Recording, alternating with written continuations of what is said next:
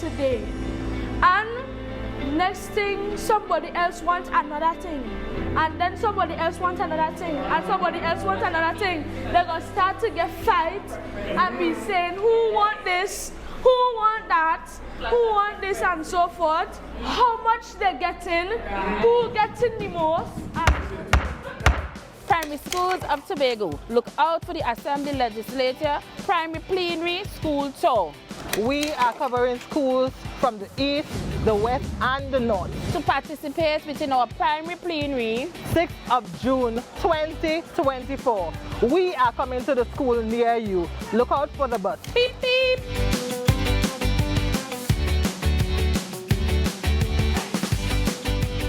Like this school uniform because it is a modest uniform and it represents who we are. We also like it because the way people dress their teenagers now, it's not right. It's too much to button up. Hot! Yes. It's too much work. I don't like it, too expensive. So we want you all to participate in this. It gives you a voice, it gives you involvement and an opening to what democracy and good governance is about from a young age. Primary Plenary 2024!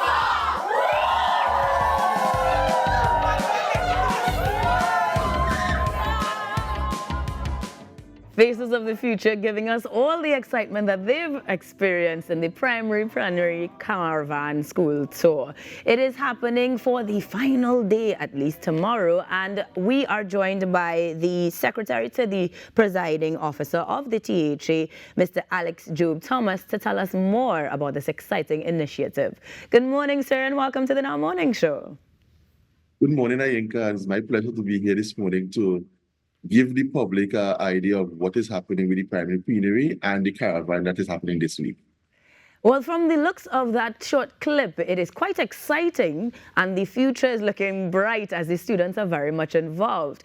But for someone who doesn't understand or have context as to what the primary school plenary is entirely, could you give us a little bit of an oversight? All right. So the primary plenary is an initiative under the People's House. And the People's House, well, we really want to get the input of the public, right? So that's the idea behind the People's House. And the primary plenary is just one of the sit-ins under the People's House. Well, we had the International Women's Day debate on International Women's Day, and now we are having the primary plenary. So our mandate is to educate and engage at all levels, and that means primary schools. So therefore, we are looking at all age groups to educate and engage them at all levels. This is important because everybody's opinion, everybody's voice matters in this space. Doesn't mean just they can't vote, but their opinion matters, and they will have valid opinions and valid voices to be heard in this space, which could draft policies and shape policies and so forth. So that's really important. Now, from the visuals we saw just then, the topics that the children were discussing were very much pertinent to them, very age appropriate, but I imagine helps to shape their ability to deliver their perspectives in a respective manner and appreciate what older heads will be doing eventually, or even themselves when they become a part of that conversation. Tell me as to what has been the feedback thus far, because we're looking at the last one being tomorrow. Tell me what else these students have experienced or learned through the caravan. So apart from the caravan in terms of learning to debate, they have learned about Tobago's history as well, because that's really important. We are the Assembly Legislature. We do the legislative functions of the THA. So there's a separation of powers, and persons need to understand that there's a separation. There's the Executive Council, there's the Assembly Legislature, which deals with the debates and so forth. So is the separation of powers, and persons have learned that where the building is located. Persons have learned where who's the assemblyman, who's the secretary for education and so forth.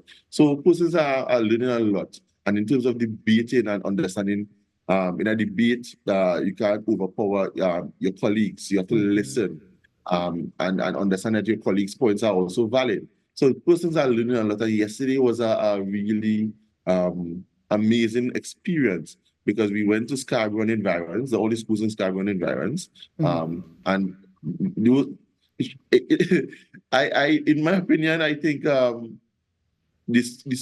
primary school students blew me away. Right, one student in particular, the points that he raised, the issue that they had, they needed another canteen in their school because their school is both primary and secondary. And they said there's one canteen, and the secondary school students usually take over the canteen and they struggle to get stuff in the canteen. So one side stated that they wanted a new canteen, the other side stated that they didn't. And the points that both points were valid, but the gentleman that said against the canteen, he raised some really important points. And when you think about the points, you realize, okay, he's talking about economics, and because he asked on the costing of the canteen, the staffing, even the location, and I'm like, wow, at this young age, he understood what it meant to do these things and what it meant to think about these things. Sorry, so. The students are really excited. The teachers as well are really excited, and we look forward to the excitement being executed on June the 6th at 10 a.m. Primary Plenary. Well, let's talk about the event on June the 6th. What shape will it take? Will we see the same sorts of debates happening? Will we see a culmination of all 41 schools being represented? Tell me what that looks like. Also, unfortunately, we can't fit the 41 schools into the house. Because we have 15 assemblymen, 4 councillors, and then we have about, in terms of supporting staff like clerk, deputy clerk, and presiding officer. We can't fit every single school into the house. And as the planning stage and the execution of this one is happening, we actually consider, based on the numbers, we may consider doing another debate before the year ends, because the excitement is really great thus far. But in terms of the debate, yes, schools will be selected, and we're trying to do a even balance across the island in terms of who gets the debate and so forth. So that's really important to debate the topic. And as you said, the topics are really primary school relevant. I look forward to the outcome of these conversations because, as you said, that younger generation is very much in tune with what they need, very passionate about the delivery, and giving us some very incredible perspective. So once they have these debates and they share these opinions, are there takeaways that are actually enacted, perhaps in some instances, just to give them a little more encouragement?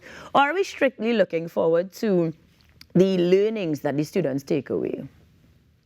Well, I certainly am looking at the takeaways, because we really want to hear the students' opinion. And when we started planning this primary school plenary, staff and all us,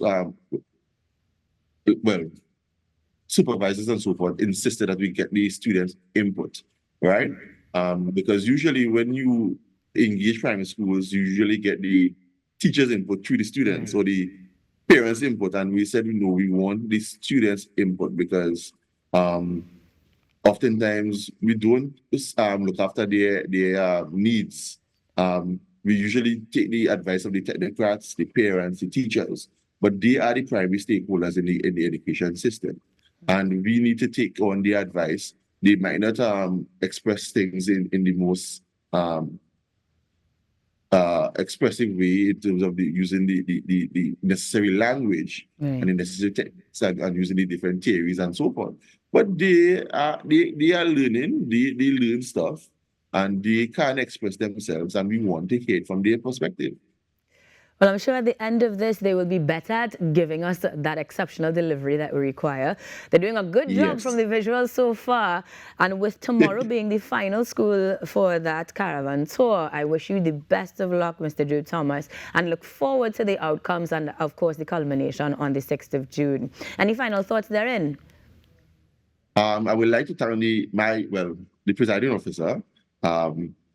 And she understands the importance of history and legislative history for our young people and going forward with the future generations, right? So Ms. Taylor, it's really a pleasure working for her, and she is really pushing the staff to do great things, because in this day and age and in this society, we need to invest in our young people, right? We have so much societal issues that we need to fix, and we need to invest in them. And this is one way of investing in them, because this opportunity allows the young primary school, no matter if they are really young, but it allows them to self-actualize, and that is really important. Apart from learning the legislative history, learning how the THA functions, learning how to the laws and so forth, they can self-actualize, and you might very well see them in the future as the chief secretary, the presiding officer. Yeah. And in that case, we thank you for joining us to update us on what will be a fantastic culmination as you head to the final school tomorrow. But thank you very much for joining us, Mr. Alex Job Thomas, the Secretary of the Presiding Officer for the THA. Students are giving us all the hope for the future, and the future of the Now Morning Show is exciting. So stick around. We'll be back after these messages.